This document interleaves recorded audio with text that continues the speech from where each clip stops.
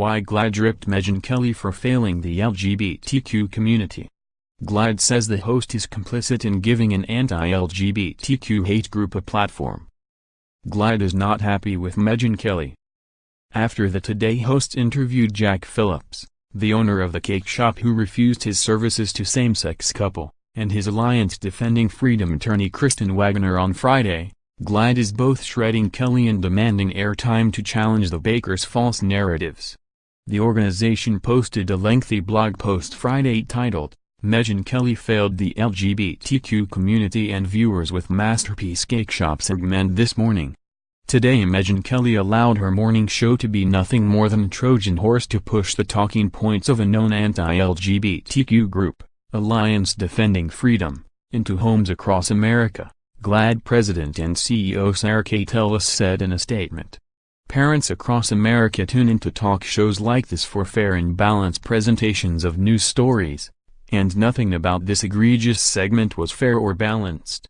Kelly and her producers failed to fact-check blatant false narratives about this case and merely extended her Fox News legacy of sitting idly by as anti-LGBTQ agendas are pushed forward.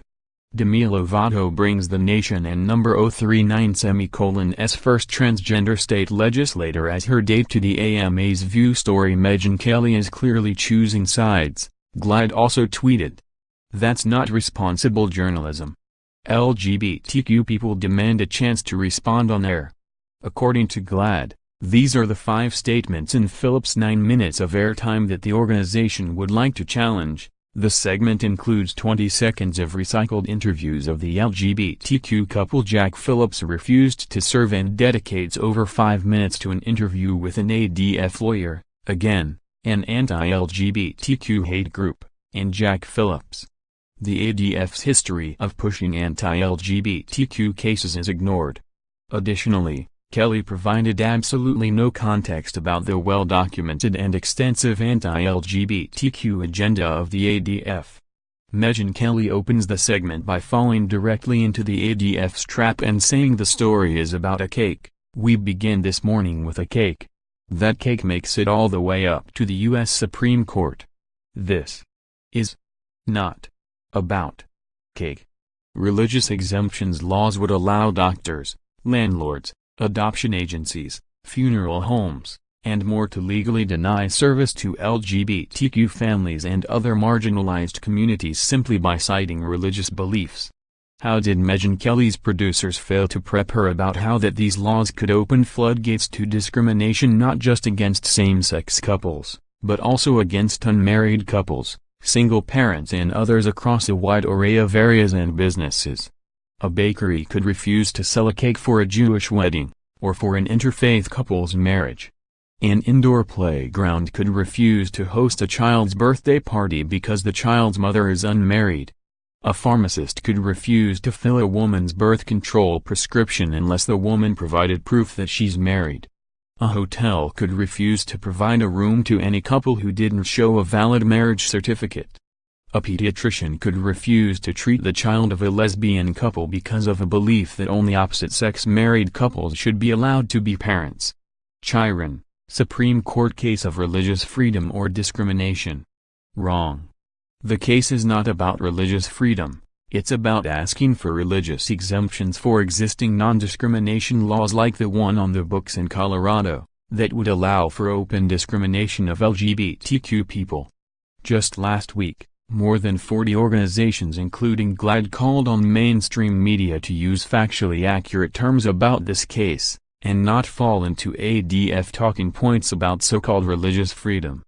Megyn Kelly, hundreds gathered outside the court to protest on both sides. While true, a critical piece of information here is the rally organized in support of Jack was hosted by Tony Perkins, president of another SPLC-designated anti-LGBTQ hate group, Family Research Council. The other side is not artists, bakers, or everyday people of faith, but anti-LGBTQ activists.